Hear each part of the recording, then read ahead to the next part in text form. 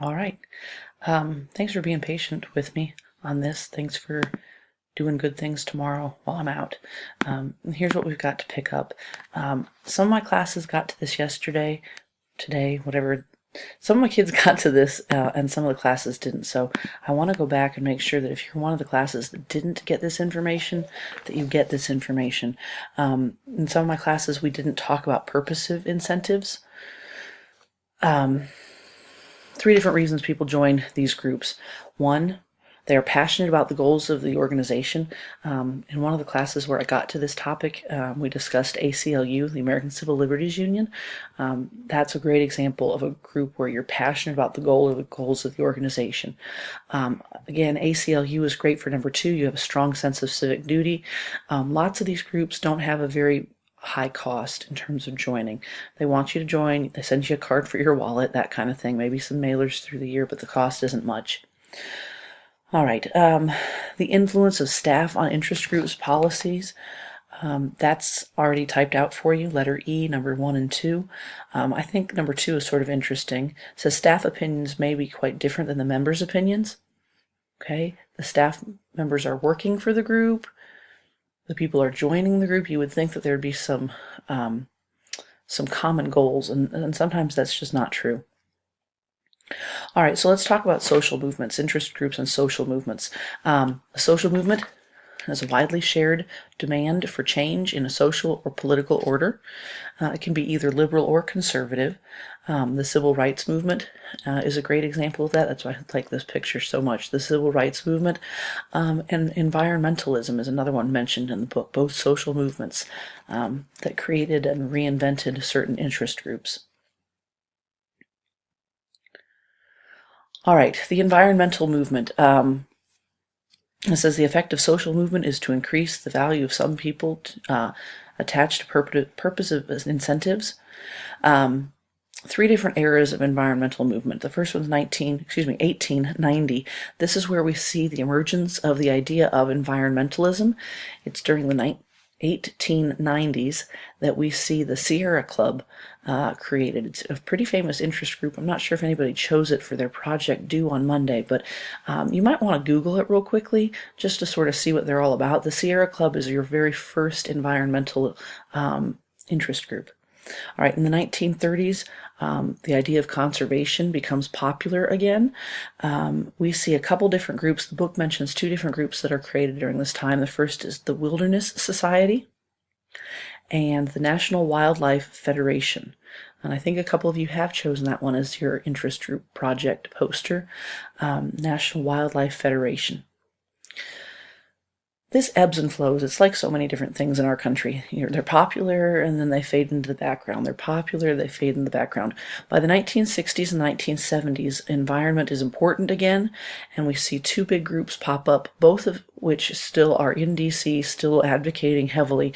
The book says they are the Environmental Defense Fund and the Environmental Action Group. Okay. You will hear about the environment in each of the major parties' platforms.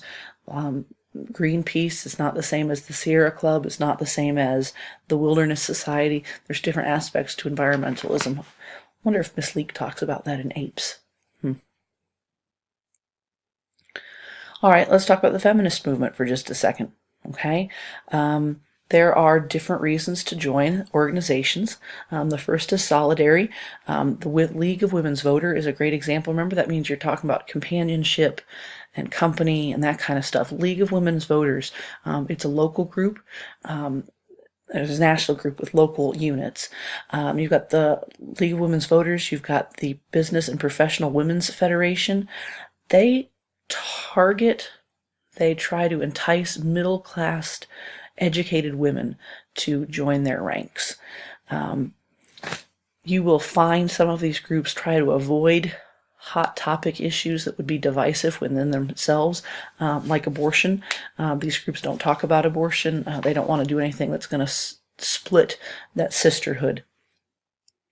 You might join a group like NOW, the National Organization for Women, or NARL, which is all about pro-choice. They have no problem taking a position on something strong, a strong position on something that is controversial. Okay, it says strong positions are taken on divisive issues. These are both highly active organizations. Okay, NARAL stands for the National Abortion Rights Action League. Within these two groups in particular, you've got factions. You've got groups that think we've gone too far, and you've got other groups within that same interest group saying we haven't gone far enough. So they don't mind conflict, they don't mind controversy, and because of that, you see some divisions within their own interest group. All right, let's see, there's material incentives too. The National Women's Political Caucus is a great example of this.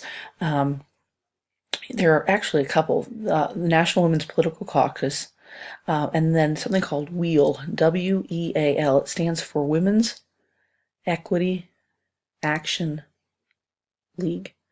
They dissolved in I don't know what's wrong with me and my numbers, sorry. They dissolved in 1989. They were all this WEAL, W-E-A-L. They were all about filing lawsuits to either enforce or enlarge women's rights in higher education.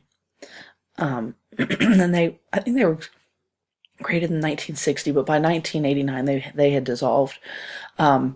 They addressed specific issues. The material benefit in that group in particular was getting that college or university education. All right, different types of interest groups and social movements. Let's talk about unions for a second. We've already talked a little bit about unions in class. Our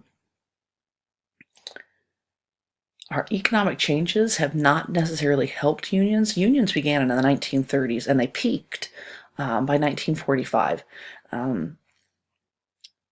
Again, it's a pendulum. The unions were, you've got vacation, you've got sick days, you've got weekends, you've got whatever, all these great things about unions, but the pendulum is swinging back.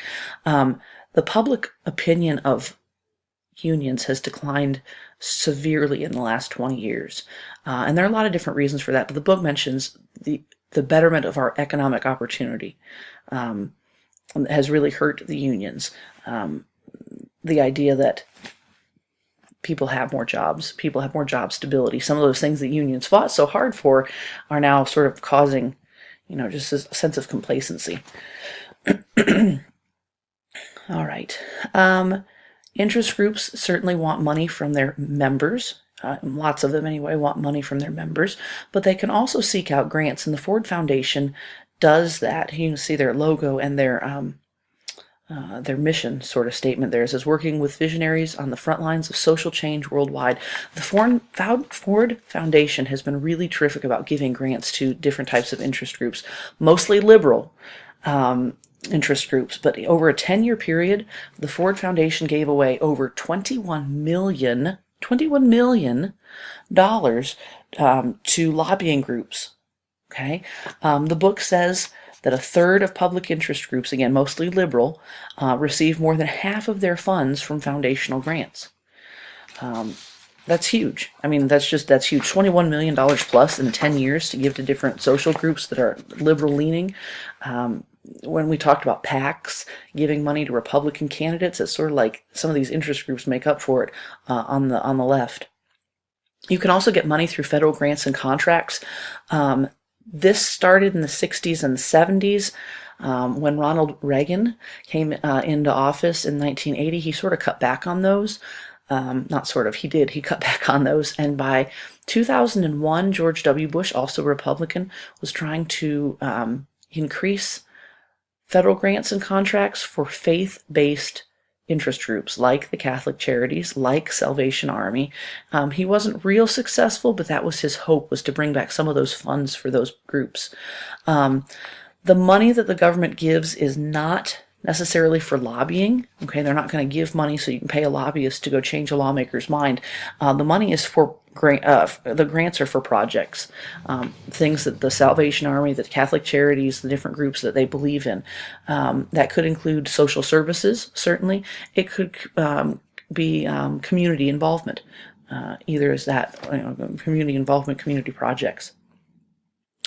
New to the interest group world is this idea of direct mail. Okay, does this look familiar? And I tell you, at our house, any day that we don't get a bill is a good day. Woo! But we do get lots of this kind of stuff because both Alex and I give. And so groups compile lists of addresses and names of people who have given, and then they often sell these lists. Okay, sometimes they compile the lists on their own, and you can see on their website or in their mailings, we will never sell our lists, but lots of them do. So I think 2 Christmases ago, I gave, and this is not an interest group, but I gave my mom a gift card type thing that said, I'm donated to the Memphis Food Pantry in your name for Christmas. And apparently they sell their list, because all of a sudden, not long after making that donation, I started getting more mailers than I'd ever gotten before. Okay, those are charitable foundations. Interest groups are similar. Sometimes they compile their own. Sometimes they can buy those lists from other similar groups.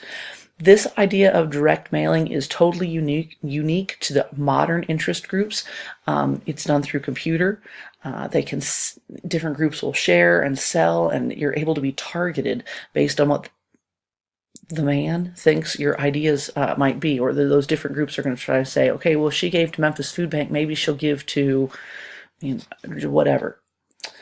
In some of the envelopes, they send money. I always give it to Claire and she puts it in her piggy bank, but this 6 cents could give a child a gallon of water every day. And so they're actually there's paper, there's postage, and they're sending 6 cents or whatever. This is a really expensive, it's effective, but it's really, really expensive. What's the book say? It says they must generate